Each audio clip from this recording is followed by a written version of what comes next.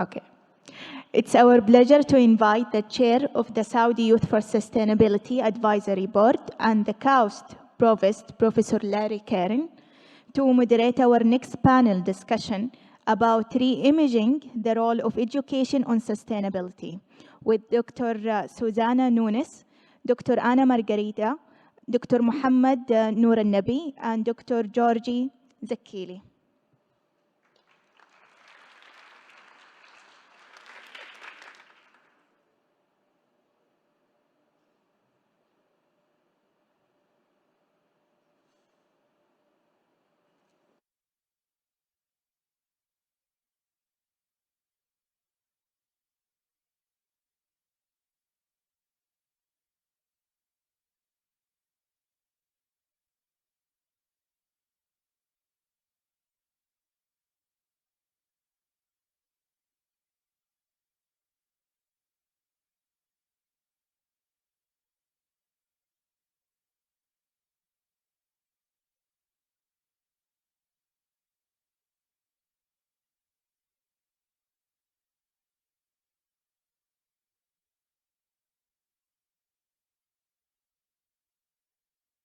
Are we the last obstacle?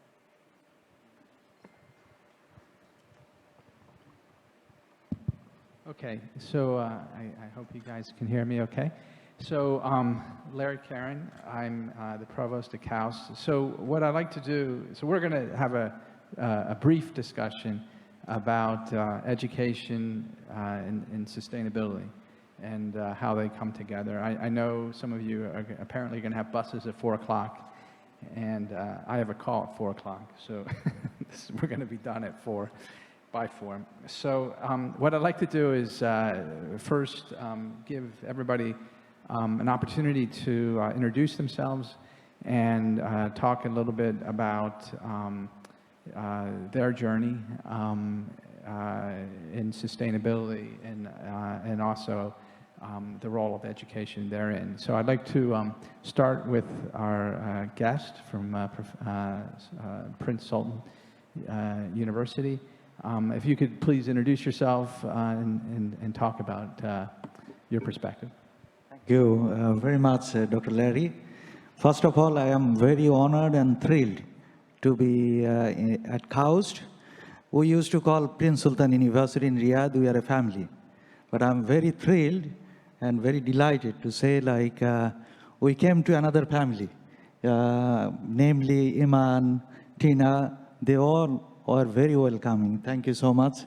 And it's the first time for me at KAUST. I'm very honored on that. Well, the topic on the sustainability is very important more than ever, as you know. In terms of my journey, I am the director for Center for Sustainability and Climate at Prince Sultan University in Riyadh. And I'll give some statistics in higher education. I think Dr. Naza already mentioned the demographics. As you know, the 8.4 million students in Saudi Arabia. So which is equivalent to nearly 24% of the total population in Saudi. If we think about the higher education in Saudi, there are around 1.62 million students in higher education, around 75,000 faculties here in Saudi. And in terms of the numbers, around 29 public universities, 36 private universities and colleges, and 25 institutes. And Dr. Naza already mentioned, like, you know, the target for the 70,000 students, Saudi students, will be in overseas. And now already we have 53,000 students. And also, like, you know, around 35.6% women participation in the job market. So all these numbers is a very encouraging numbers. And most importantly, this is the Saudi Youth for Sustainability Conference. We see many youths very passionate about the sustainability. And sustainability is not only the green concept, as you all know, it's the economic cohesion. Yesterday, one of the colleagues said the cultural sustainability, the socio-cultural cohesion, economic prosperity, and of course, to protect the environment. So this is the whole ecosystem. As Prince Sultan University, 3 things we are doing. Number one, the huge commitment from the management side. It means our strategic plan, we are the 4th strategic plan. We are a very young university like KAUST. We started the sustainability last 5-6 years in terms of our strategic plan engagement. And then we already have the Center for Sustainability and Climate. Our curricula is being integrated with the sustainability, and our faculties are also teaching the sustainability in the classroom. Our students, we have a student sustainability club. They're heavily engaged on that. And most importantly, I would like to highlight in terms of our impact in the Saudi community. We have, in terms of SDG 8, we have nearly 100% employability rate. And the gender equality is significant in our university as well, both in terms of the students. We have higher number of female students than male students. Also in terms of the male and female proportion in the, the faculty and also the staff, we have around 50% on that. And as you all know, very recently, 22 universities are in the impact ranking in the Times Higher Education, which is based on the UN Sustainable Development Goals. And you see the huge progress in Saudi Arabia. 2020, only 5 universities there. 2021, it became 12 universities. Now, this year, 22 universities. So it means all the universities taking this concept as a serious note. And we all know that the UN SDG cannot be achieved without the significant role and involvement of the university or the higher education. And one of the key examples is Oxford AstraZeneca, as you know. It came from the university. So all the good policy discussion, the informed data, is coming from the university, dating back to like 1088 or so, when the Oxford was created, or the University of Bologna. I'll say more in second round. But yes, we all agree on that. The university has a significant role to change the society and to impact the society. And we all, as a faculty, as a students, I'm very encouraged and very inspired. The young students, the way you think about the future, it's not only us. So collectively, we can change and impact our society in Saudi and also globally. Thank you, Larry. Okay, thank you so much. Anna, you've been leading a lot of the thinking at KAUST around sustainability and also education. So just quickly, if you can introduce yourself and also your thoughts, your initial thoughts. Anna Costa, I'm the head of sustainability at KAUST. I'm in the office of the president. So my role is to coordinate or align our joint efforts in sustainability. As I previously presented, sustainability is a cross-cutting area for the entire university. So we'll have a strong component from our core mission as an institution on the education. And of course, we have also at KAUST large effort on research. So these two areas are critical in terms of our existence and the innovation aspect. Of course, as an institution, we want to operate the most sustainable way. We want to be an example. We want to lead by example. And then from that purpose, we are trying to get better. So we have many actions that the operations team are on the ground, that ranging from energy, water, waste, the way we procure our goods and service, the transportation in our campus, the health and well-being. So all of this as part of the operations, the food that we source in our campus, and then the outreach and engagement, the way we engage in our own community at KAUST, to educate our own community, and the way we interact outside KAUST, also trying to lead by example and to our nearby communities in the entire country. So there's a huge effort from all the departments at KAUST. All of them have a role. We just need to make sure that we are creating the alignments. We are currently working on our sustainability action plan, again, in the collaborative effort from these departments to define goals for our sustainability agenda. Part of this exercise is also to define our climate commitment. And we want to do that in a most scientific way. When we define a goal, we want to make sure that we have a path to achieve this goal. So this is also part of the next month's efforts.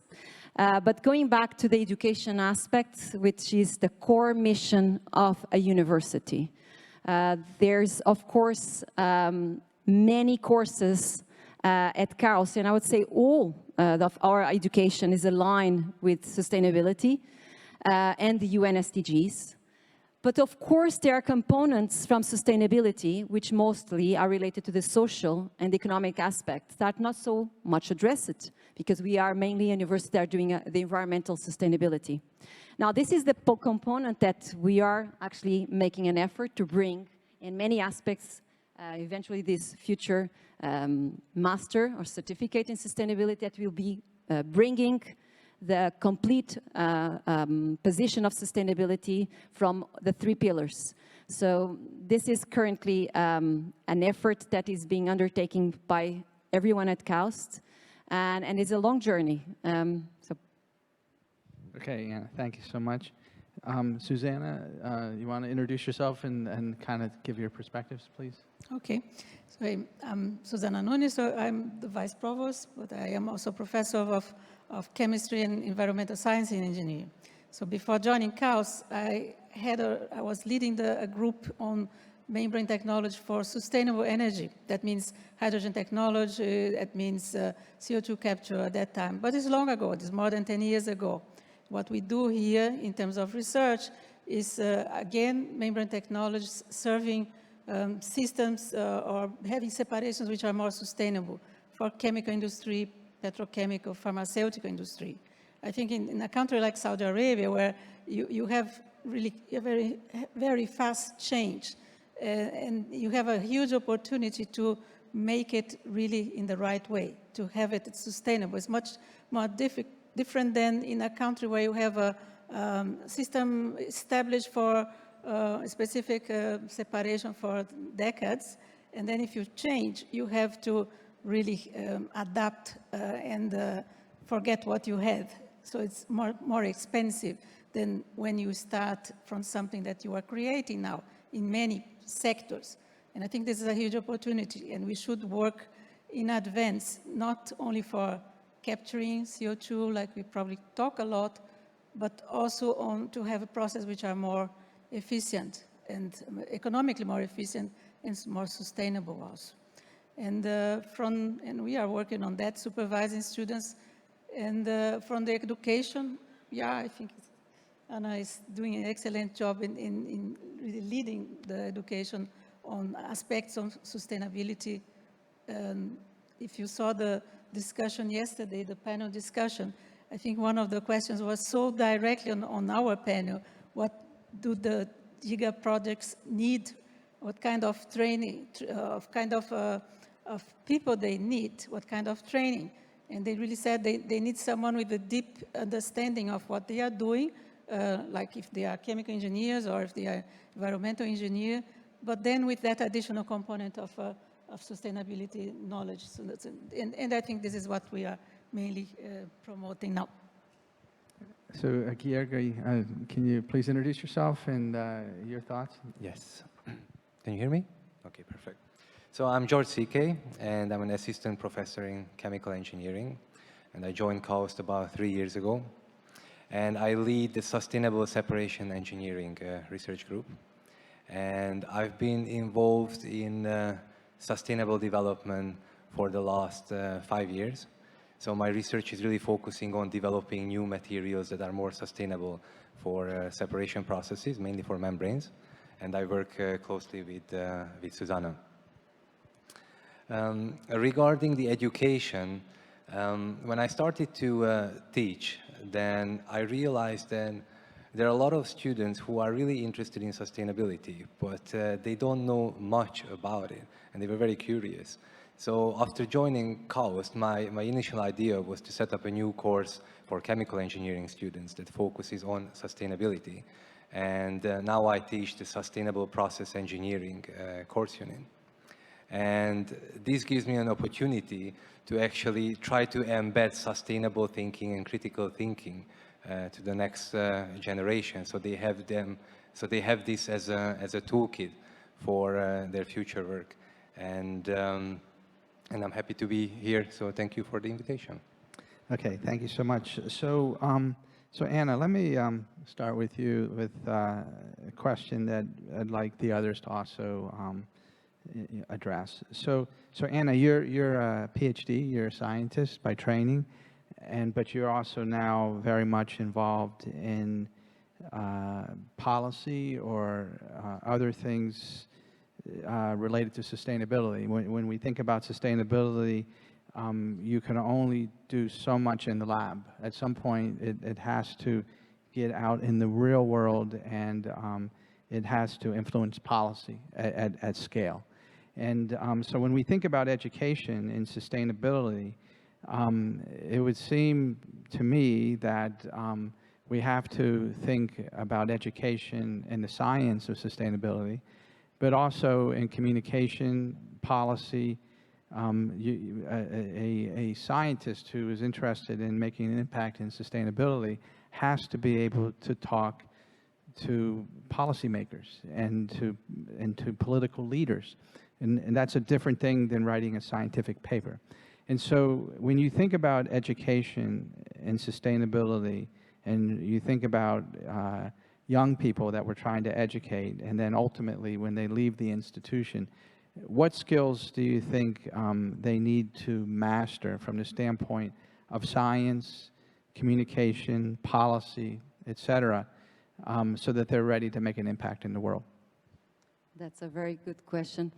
That's actually a very important aspect. I would say that any of us that are driving science needs to have the ability of translating the outcomes of your research in something tangible. For those that are not expert on the area but can understand and use that information in a way they can inform their decisions. The language is different, and very often we need to adapt this translation of what we do in something that they can use as a tool for a decision-making process. So this aspect, when you go through the universities, I would say, even from your own experience, it's not something that is being taught. I actually had the luck to be on a university that had a very strong applied science component. So the exposure to actually projects and initiatives that allow you to exercise this capacity as a researcher is very important, because when you sit on the same table with government representatives, policy making, they want practical approach. You know, whatever we do in terms of research on a paper will represent something that will be able to apply onto their day-to-day life. So very often we need to look to these tools that we are working in, and especially me that come from a background using numerical models. I need to be able to, whatever I'm doing on my development for these numerical models, when I reach to the dialogue with the stakeholders and decision making, they are not looking for the specificities of my development of the model, but they were looking for the outcomes of this model. So how can I use your tool that you are developing as a researcher to inform my decisions? And this dialogue and this understanding and the ability to be trained to talk and discuss this on a table, it's something that is valuable when you go to the job market. So I would say this is something that we definitely need to invest. It's not very common that you have this ability when you go out of the university. It's a learning process. Now, the university have the ability to accelerate this learning and give tools to the students. When they go to the job market, they are able to even to inform their leadership. And having a knowledge on sustainability and to have actually a knowledge that allows them to understand the full life cycle assessment of specific process, and to allow them to understand those that are leading positions in companies or in ministries, to give the other part of the equation that very often doesn't come to the conversations. But this is the kind of tools we were expecting to students, future students, and with the knowledge on sustainability we can bring to the table. So this is what I would say, that's something that will be very, if we can able to do this, it will be something very unique, and I think it's very needed. Okay, thank you, Anna. So, Professor Nuran Nabi, did I get that close? Mohammed, so if it could, you know, your thoughts on this. You have a leadership role at Prince Sultan University from the perspective of sustainability from the President's office. And you also are chair of the Department of Accounting at Prince Sultan. You're well aware of the soft skills that we think about, the human skills. But of course, sustainability also involves science. So what are your perspectives on this? When we're training young people, how do we make sure that they have the technical competencies, that they can speak to the technical experts, while also having the human skills, the interpersonal skills, the communication skills, to be able to be effective when talking to policymakers? How do we do that as educators? Well, thank you very much, Dr. Larry, again. In terms of the policy side, you know, we have, every year, we have Sustainability and Climate Week, and we engage the United Nations Environmental Program, the UNCTAD, the UNDP, the Saudi governmental agencies to discuss the big issues and how, as a university, we can contribute, how we can engage. However, my previous colleague in the last session, Dr. Naza, highlighted one of the significant aspects.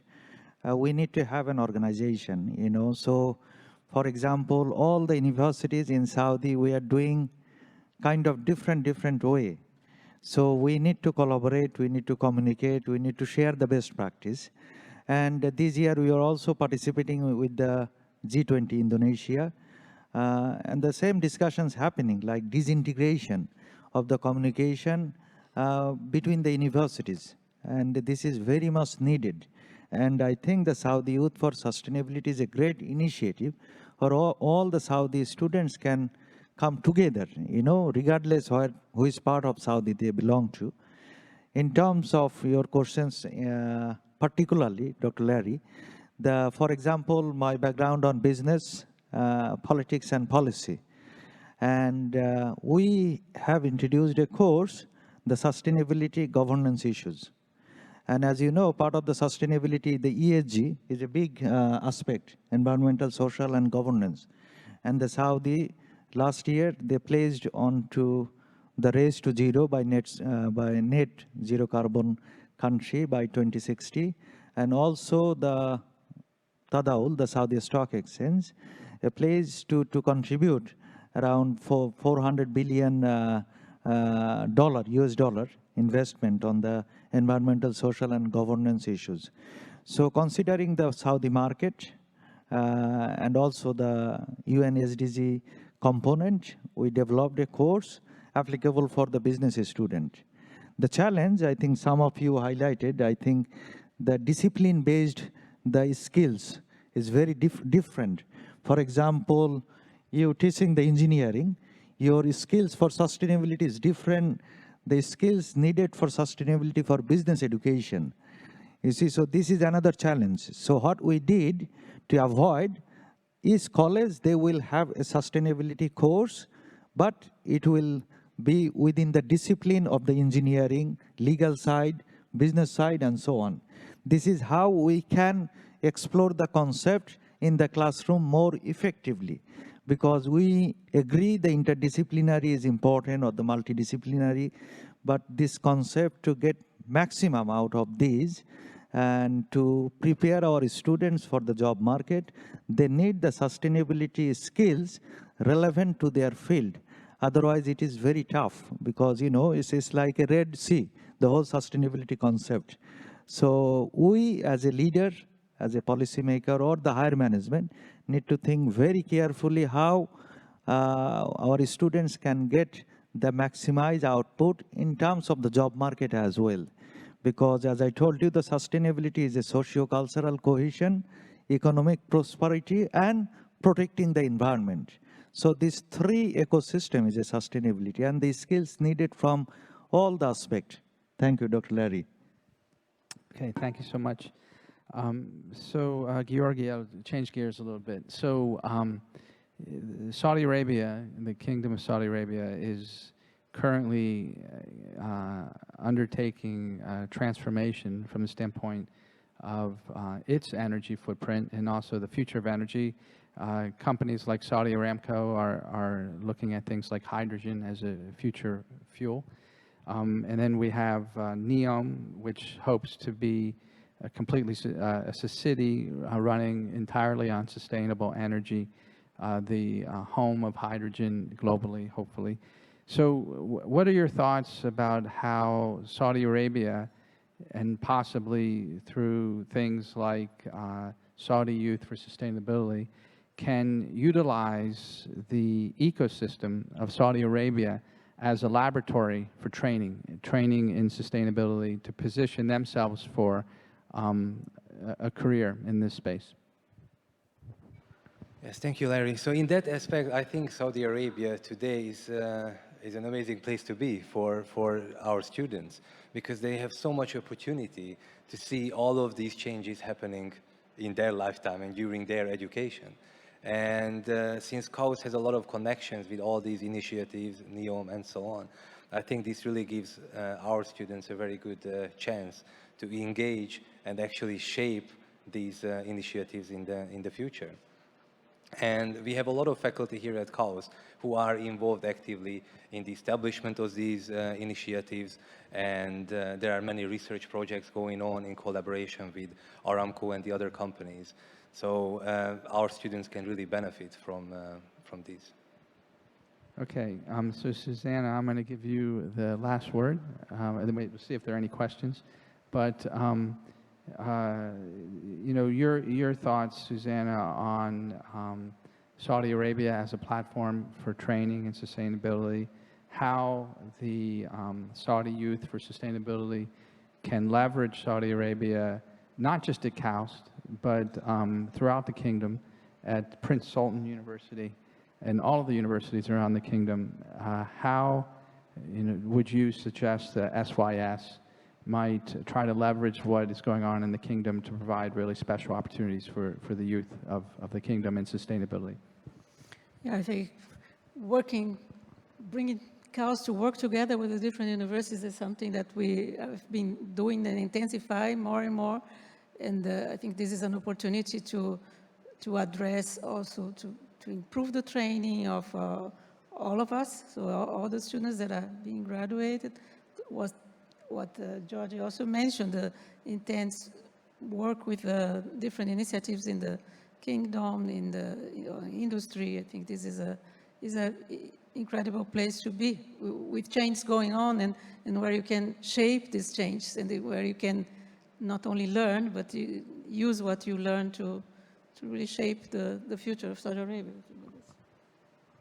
Okay, so are there any questions? If anybody has any questions, that you can just go up to the mics on either side. All right, so obviously we've covered this topic exhaustively. Go ahead.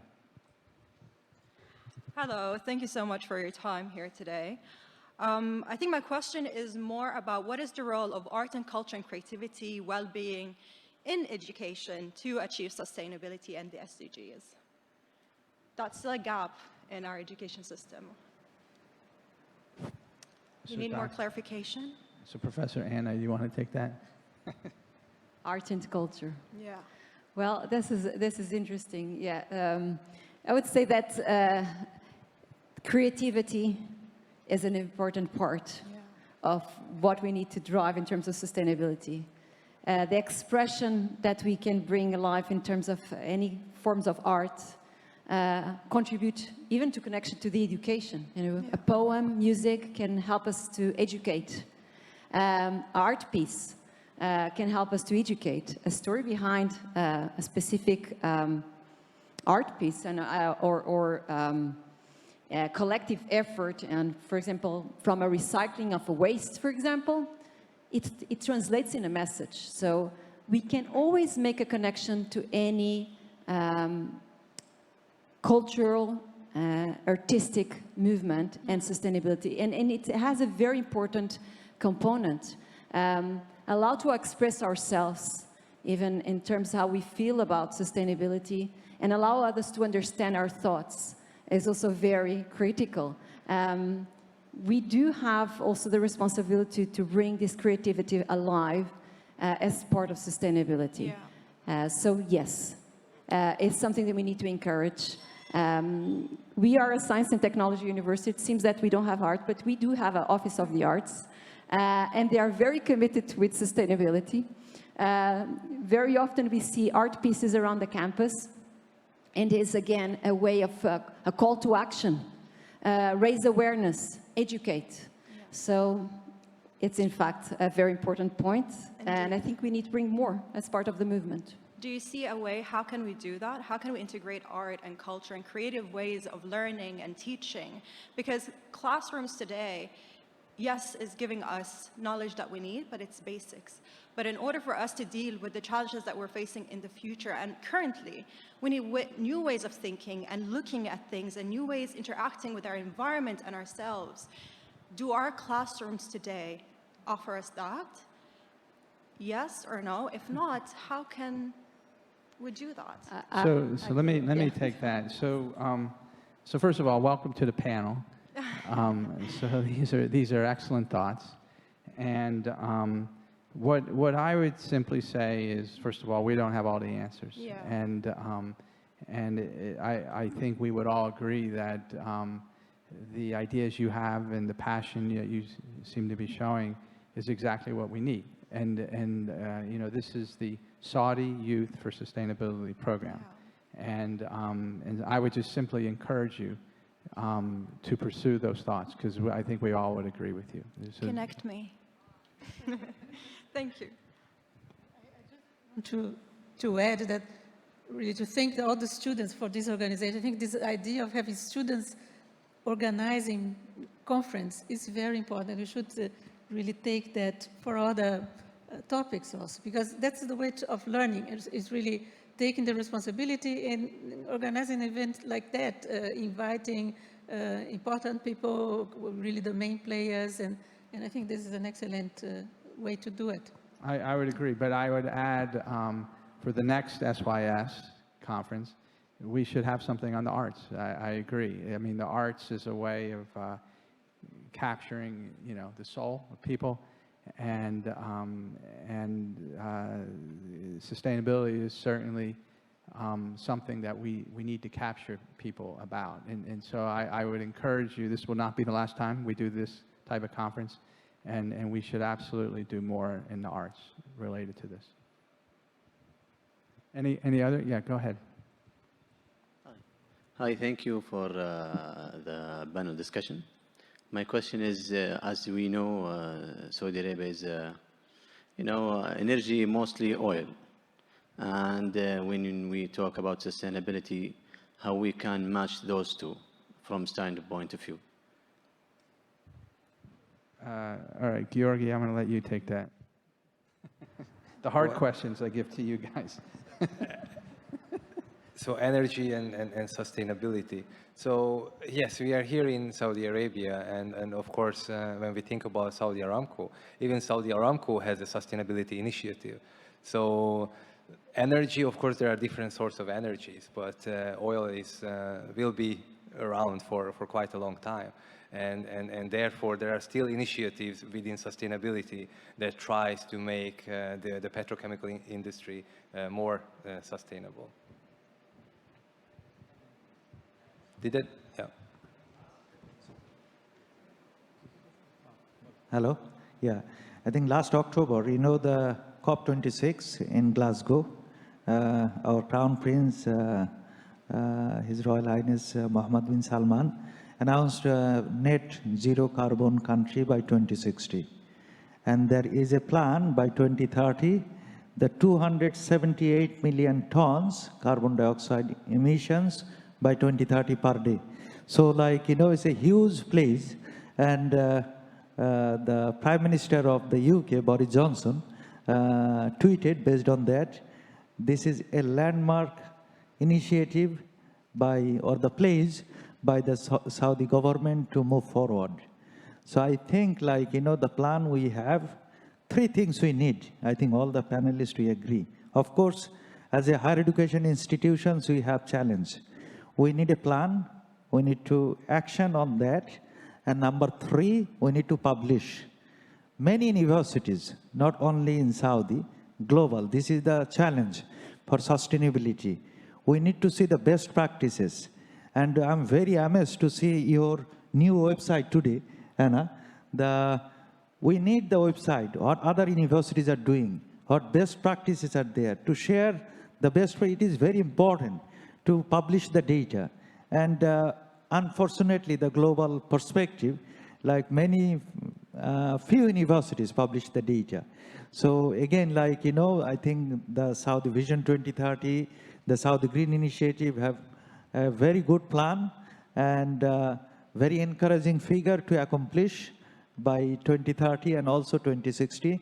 I would also like to highlight, we are the first university in Saudi to place net zero carbon university by 2060 as per the Crown Prince announcement. And what we want, all Saudi universities, to make a place on that. And what I meant by the universities means the university administration, the students, all together to make a place on that, to make a better planet. Thank you. Okay, go ahead, yes. Thank you all very much for a really great talk. My name is Bashir Hassanov, a PhD student at KAUST. So, for me, the sustainability is to adapt to your environment. And I just want to ask this question. Do you think, everyone agrees at this point that we have a problem with the sustainability and we need the solutions? Do you think that we need to find game-changing solutions for all these problems, or we need to look back how we were dealing, how we were adapting to the nature previously? I don't know if I hear perfectly what you said. What you mean if we have to act in advance, for instance, or we have to adapt with the consequence? Yeah, we need to really focus on the technology and to think about really game-changing solutions, or maybe there are solutions in the history that we just need to look back. I think we are on the path where everybody wants to live in a completely sustainable world, but it's will not be there in 2 or 3 years. I think we have a path. We have to use technology that are available today to move in this direction, and at the same time work to develop technology that will be game-changing in 20, 30 years or in 2060. No? So I think we don't have any idea what kind of technology will be available at that time.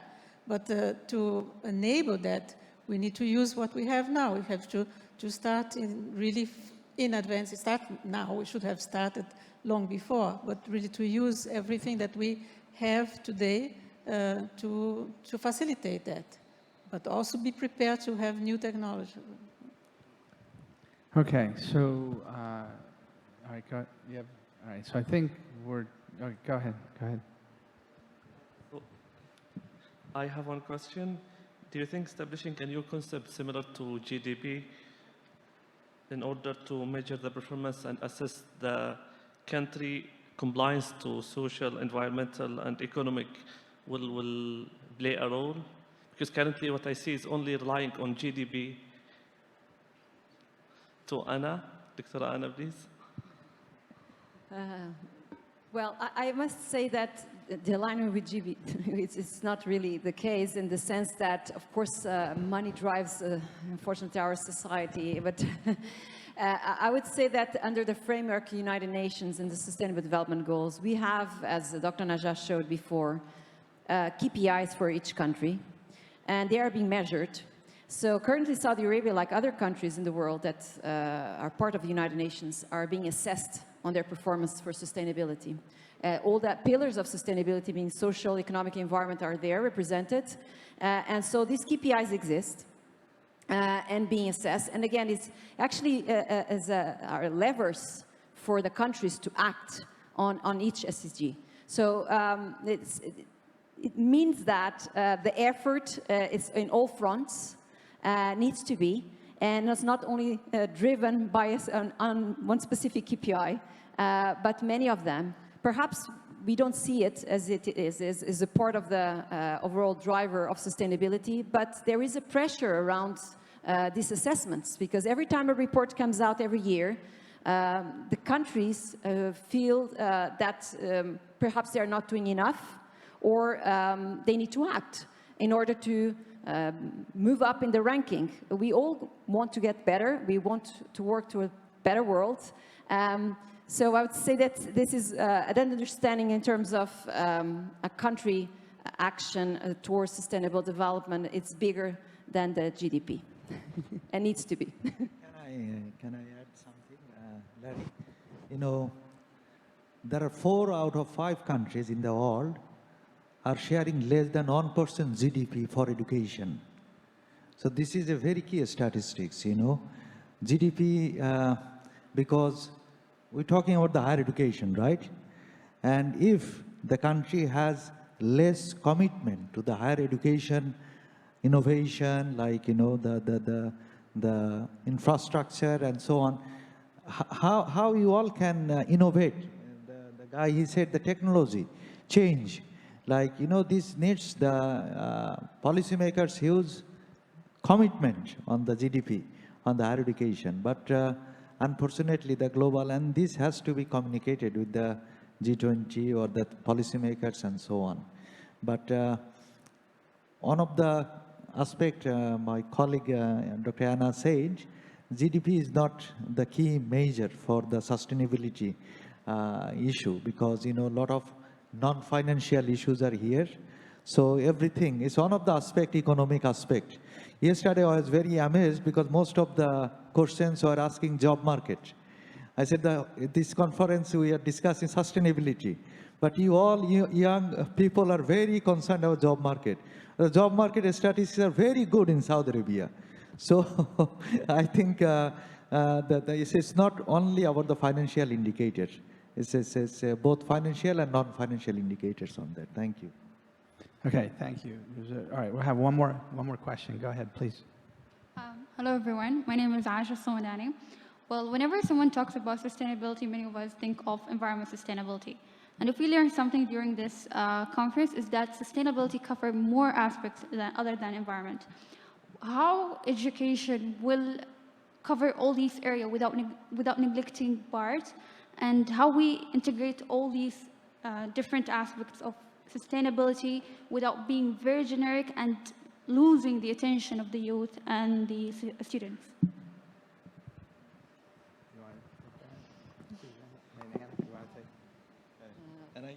You can start and I continue. Thank you.